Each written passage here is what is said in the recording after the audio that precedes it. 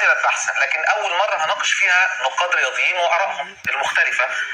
يعني رايهم ايه؟ مين نادي القرن الحقيقي؟ خلاص هو نادي رسميا، هو الاهلي هو نادي القرن الحقيقي رسميا. ايهاب الفولي الاهلي القرن الحقيقي، خلاص هو نادي رسميا، هو الاهلي هو نادي القرن الحقيقي رسميا. ايهاب الفولي الاهلي طبعا. طيب قول لي رايك.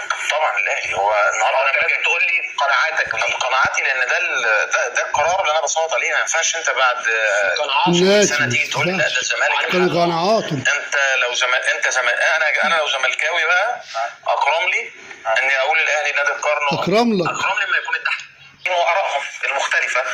يعني رايهم ايه؟ مين نادي القرن الحقيقي؟ خلاص هو نادي رسميا، هو الاهلي هو نادي القرن الحقيقي رسميا. ايهاب الفولي الاهلي طبعا. طيب قول لي رايك. طبعا الاهلي هو النهارده. انا لازم تقول لي قناعاتك. قناعاتي لان ده القرار اللي انا بصوت عليه. ما ينفعش انت بعد 900 سنه تيجي تقول لي لا ده الزمالك الحق. انت لو انا لو زملكاوي بقى اكرم لي اني اقول الاهلي نادي القرن. اكرم لي ما يكون اتضحك عليا. النادي بتاعي هو نادي القرن وانا اتضحك عليا يبقى انا لا مؤاخذه قليل. لا اكرم لي اطلع اقول يا جماعه الاهلي نادي القرن، ما خليش حد يضحك. انا عايز اناقشك.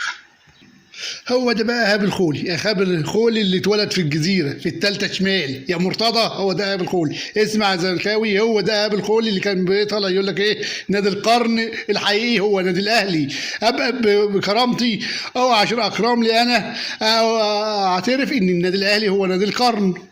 هو بيقول للزملكاويه ده كان على قناه ايه؟ النادي الاهلي. شوف بقى مع خالد الغندور هيقول ايه؟ لاني قبضني تجدني. هو كده. هم الجماعه اللي بيطلعوا على قناه نادي الزمالك قبضني تجدني، من ضمنهم ايهاب الخولي. اسمع معانا بقى ايهاب الخولي مع الدندوري مع الغندور على قناه نادي الزمالك. مهمه جدا يا استاذ محمد رجب. انا دلوقتي كزملكاوي شايف ان المعايير اللي اتحطت دي معايير فاسده. ده ايهاب الخولي. وان المعايير اللي اتحطت دي اتحطت لنادي بعينه، لان اللي حطها عضو مجلس اداره الاهلي. بالظبط. ما بتتكلمش على اساس المكان مثلا منبع الفضيله او منبع العلم. باشا في حكام اتوقفوا مدى الحياه في اي حكام سنه في الاتحاد الافريقي. النهارده انت لما تيجي انت بقى كزملكاوي او تيجي مثلا كقناه نادي الزمالك او يجي رئيس نادي الزمالك يجي يعمل، شايف هو حاسس بالظلم وانت حاسس بالظلم.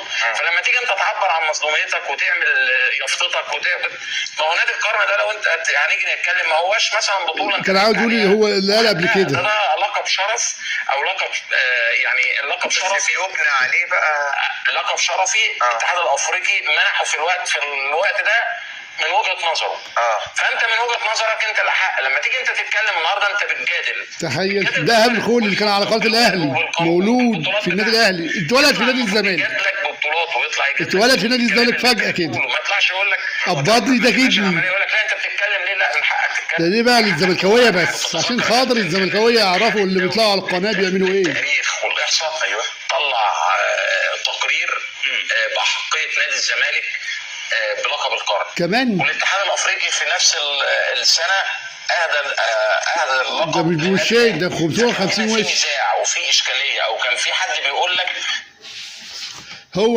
هو ده ايهاب الخولي. فجأة تلاقيه اتولد في النادي الأهلي، واخد بالك؟ وتلاقي نادي القرن الحقيقي النادي الأهلي. فجأة تلاقيه اتولد مع خالد الغندور على قناة نادي الزمالك. قبضني ده جدني يا مرتضى. ده بس عشان يعرف الزملكاوية الناس اللي بتطلع على قناة نادي الزمالك في برنامج زملكاوي ويعملوا قلبهم على قلب نادي الزمالك، يعرفوا ان هم بيضحكوا عليهم وبيضلوهم. الراجل في الأول خالص قال لك نادي القرن النادي الأهلي الحقيقي.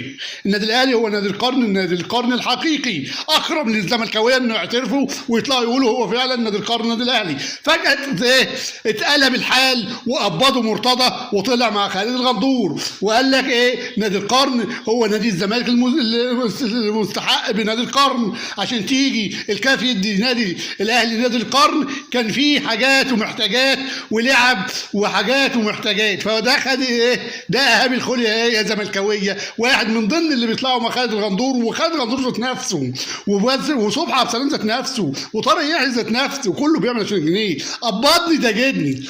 تخيل انت بقى، ده مش اخر حاجه ايه ايهاب الخولي قالها، لا ده قايل حاجات كتير على ايه، واشاده كبيره للنادي الاهلي. في نفس الوقت بيشيد بنادي الزمالك دلوقتي، وبيشيد بمرتضى احمد منصور وامير مرتضى احمد منصور واحمد مرتضى احمد منصور، وطالع يلمع الجماعه دول عشان يقول لك ايه اللي هو نادي القرن، نادي القرن، نادي القرن الحقيقي هو نادي الزمالك اللي هو المستحق.